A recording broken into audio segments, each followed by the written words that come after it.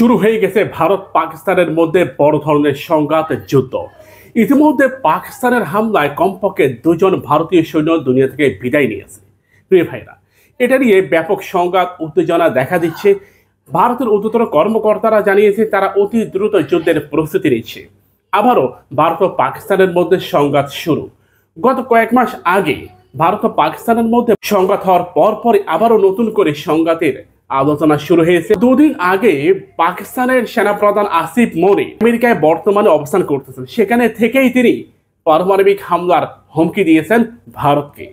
আসিফ মনির বলেন, যদি সিন্ধু নদের উপর ভারত বাঁধ নির্মাণ করে আর সে নির্মাণ যদি তারা অব্যাহত রাখে, সে বাঁধের উপর তারা হামলা করতে দ্বিধাবোধ করবে না।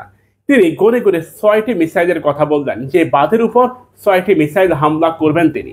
একই সাথে তিনি ভারতকে পারমাণবিক হামলারও হুমকি দেন। তার এই হামলার হুমকির পরিপ্রেক্ষিতে ভারতও রীতিমতো নড়ে চড়ে বসে। ভারতের সেনাপ্রধান তিনি নিজেও যুদ্ধের প্রস্তুতির কথা বললেন। সেনাপ্রধান বললেন যে আমরাও আমাদের সৈন্যদের যুদ্ধের প্রস্তুতির কথা বলতেছি এবং অতি শীঘ্রই পাকিস্তানের বিপক্ষে আমরাও যুদ্ধের প্রস্তুতি নিব, একই সাথে আমরা তাদের বিরুদ্ধে যুদ্ধ করব। ভারতের সেনাপ্রধানের এই কথার পরই পাকিস্তান থেকে পাল্টা হামলা শুরু করে। কাশ্মীর সীমান্তে ভারতের দুজন সৈন্য দুনিয়া থেকে বিদায় নিয়েছে। ধারণা করা হচ্ছে এলো পাতাড়ি গুলিতে কমপক্ষে 6 জন সৈন্য গুরুতর আহত হয় আর 2 জন তাৎক্ষণিক অবস্থায় দুনিয়া থেকে বিদায় নেন। ভারতও তাৎক্ষণিক হামলা পরিচালনা করলেও তাদের হামলায় পাকিস্তানের তেমন কোনো ক্ষয়ক্ষতি হয়নি। ভারতের এনডিটিভির তথ্য মোতাবেক ভারতের হামলায় পাকিস্তানের একটি সেনা চৌকিতে আঘাত হারে, কিন্তু সেনা চৌকিতে কেউ না থাকার কারণে হতাহতের কোনো সম্ভাবনা কিংবা কোনো খবর পাওয়া যায়নি। প্রিয় ভাইরা, ভারত ও পাকিস্তান দুটি পরমাণু শক্তিধর রাষ্ট্র। এর আগে যখন ভারত ও পাকিস্তানের মধ্যে যুদ্ধ শুরু হয় গত কয়েক মাস আগে, সেই যুদ্ধে ভারতের হয়ে যুদ্ধ করে ইসরায়েল। এমন তথ্য যখন সোশ্যাল মিডিয়ায় ব্যাপক ভাইরাল হয়, তখন পাকিস্তানের পক্ষ থেকে তাদের একজন জেনারেল এটা নিয়ে বক্তব্য দেয়। তারা বললেন এই বিষয়ে তারা অবগত এবং এই বিষয়কে কেন্দ্র করে তারা তাদের সার্বিক প্রস্তুতি সম্পূর্ণ করেছে। ভারত ও পাকিস্তানের মধ্যে সংঘাত ও যুদ্ধটা এমন একটা সময় হচ্ছে যখন আমেরিকার সাথে ভারতের রীতিমতো বনিবনার তঙ্গে রয়েছে। অর্থাৎ আমেরিকার সাথে ভারতের সম্পর্কটা এখন আগের মতো ভালো নেই। ডোনাল্ড ট্রাম্প সম্প্রতি নরেন্দ্র মোদীকে সতর্ক করেছেন, নরেন্দ্র মোদী যাতে কোনো অবস্থায় রাশিয়া থেকে কোনো প্রকার জ্বালানি সংগ্রহ না করে, জ্বালানি ক্রয় না করে, রাশিয়ার সাথে যে ব্যবসা বাণিজ্য এগুলো যাতে অব্যাহত না রাখে। কিন্তু ভারতের পক্ষ থেকে স্পষ্টভাবে জানানো হয়েছে ভারত কার সাথে ব্যবসা করবে আর করবে না সেটার এখতিয়ার কেবলমাত্র ভারতের সরকার নেবে, ভারত নেবে। এই বিষয়ে কোনো দিক নির্দেশনা বাহিরের কোনো রাষ্ট্র থেকে যদি আসে, সেটা ভারত বরদাস্ত করবে না। নরেন্দ্র মোদীর পক্ষ থেকে যখন এমন হুঁশিয়ারি উচ্চারণ করা হয়, ঠিক তখনই পাকিস্তান সীমান্তে এই সংঘাত শুরু হয়েছে। প্রিয় ভাইরা, আমরা মনে করি ভারত ও পাকিস্তানের মধ্যে যদি এই মুহূর্তে যুদ্ধ শুরু হয়ে যায়, তাহলে ভারত অনেকটা কোণঠাসা হয়ে পড়বে। তার কয়েকটা যৌক্তিক কারণ রয়েছে। ইতিমধ্যে পাকিস্তানের সামরিক বহরে যুক্ত হয়েছে চাইনিজ অ্যাটাক হেলিকপ্টার, যুক্ত হয়েছে চায়নার J-35 পঞ্চম প্রজন্মের স্টিল ফাইটার যুদ্ধ বিমান। একই সাথে পাকিস্তানের কাছে নতুন করে যুক্ত হয়েছে PL-15E দ্বিতীয় চালান। প্রথম চালানে 5টি যুদ্ধ বিমান হারিয়েছে ভারত, দ্বিতীয় চালানে বিপুল পরিমাণ PL-15E পাকিস্তানের বহরে যুক্ত হয়েছে। তো পাকিস্তান যুদ্ধ যখন একেবারে তুঙ্গে, ঠিক তখনই চাইনিজ সামরিক কর্মকর্তারা আগুনে ঘি ঢালল। তারা বলল পাকিস্তানের সামরিক বহরে ইতিমধ্যে চাইনিজ এয়ার ডিফেন্স সিস্টেম যুক্ত হয়েছে, যার ফলে পাকিস্তানের সামরিক সক্ষমতা অতীতের অর্থাৎ 1 মাস আগের তুলনায় 1 মাস পরে কয়েক গুণ বৃদ্ধি পেয়েছে। একই সাথে গত 1 মাসে পাকিস্তান তারা তাদের আর্টিলারির যে মিসাইল উৎপাদন তা প্রায় 200 গুণ বৃদ্ধি করছে। 100 গুণ বললে ভুল হবে, সেটা 200 গুণ বৃদ্ধি করছে। পাকিস্তানের জিও নিউজের পক্ষ থেকে জানানো হয়েছে তারা তাদের সামরিক কাঠামোকে এই 1 মাসে 2 মাসের মধ্যে ব্যাপক পরিবর্তন এনেছে, ব্যাপক হারে অস্ত্র উৎপাদন শুরু করেছে, যেটা ভারতও করেছে, পাকিস্তানে করেছে। সমানভাবে দুইটি রাষ্ট্রই তারা তাদের অস্ত্র উৎপাদন কয়েক গুণ বাড়িয়েছে। তবে মজার ব্যাপার হচ্ছে পাকিস্তান এরই মধ্যে তারা তাদের আকিন্সি ড্রোন হাতে পেয়েছে। আগে তো পাকিস্তানের সামরিক বহরে ছিল TB2 বাইকার ড্রোন, নতুন করে পাকিস্তানের বহরে যুক্ত হয়েছে রুশের সর্বাধুনিক সামরিক ড্রোন আকিন্সি। এটি একটি বিশাল একটি ড্রোন।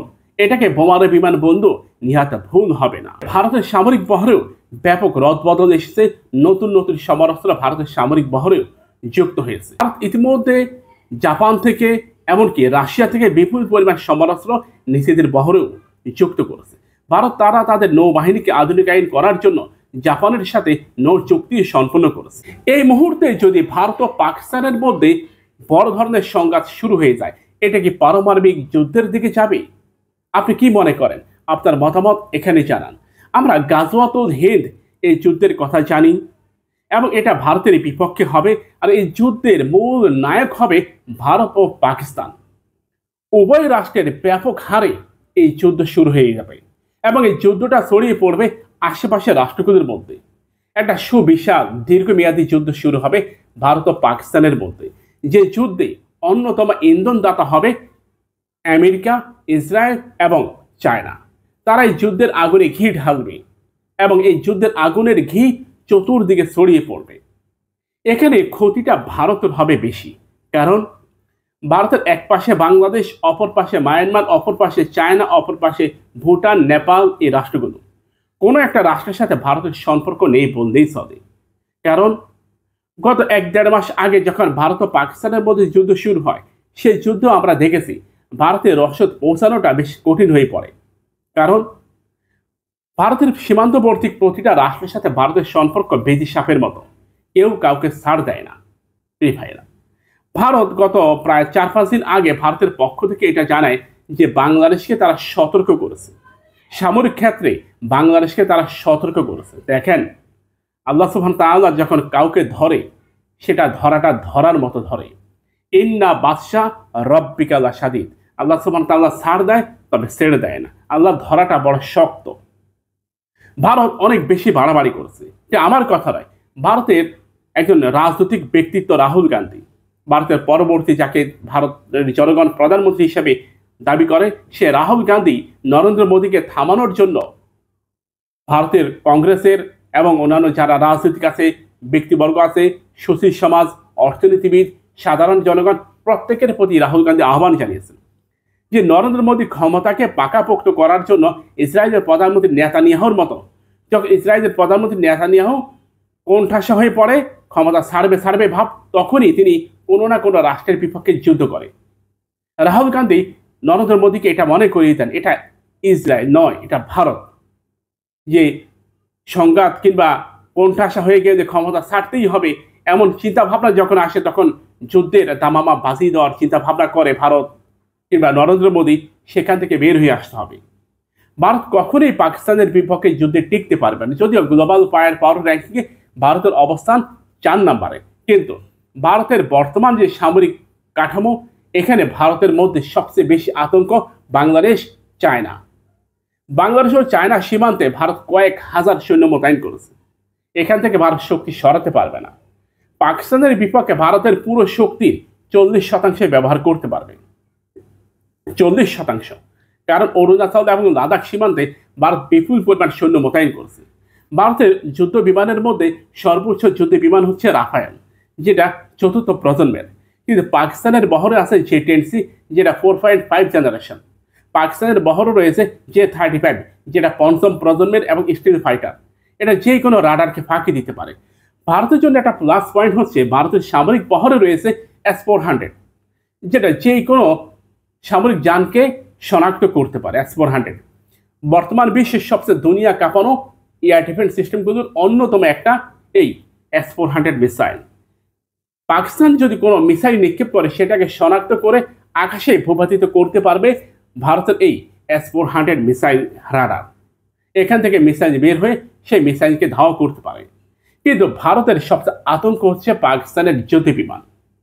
অর্থাৎ পাকিস্তান যদি এই মুহূর্তে শর্ট রেঞ্জের কোনো মিসাইল কিংবা মিডিয়াম রেঞ্জের কোনো মিসাইল ভারতে নিক্ষেপ করে, সেটা ভারতের ভূমি টাচ করবে। ভারত ও পাকিস্তানের মধ্যে একটা সমান একটা সংঘাত হবে। দেখা যাক আজকে রাত, আগামী কয়েকদিনের মধ্যে সংঘাত কোন দিকে যায়। আমরাও চাই ভারতেরকে থামানোর জন্য একটা সংঘাত প্রয়োজন রয়েছে।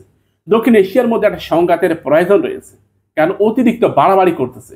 ইসরায়েলকে দিয়ে, আমেরিকাকে দিয়ে ভারত যত নাটক তৈরি করেছে, এই নাটকের একটা সমাপ্তির প্রয়োজন রয়েছে। আমাদের চ্যানেলটিকে সাবস্ক্রাইব করুন, পাশে থাকা বেল বাটনে ক্লিক করে আমাদের সাথে যুক্ত হন।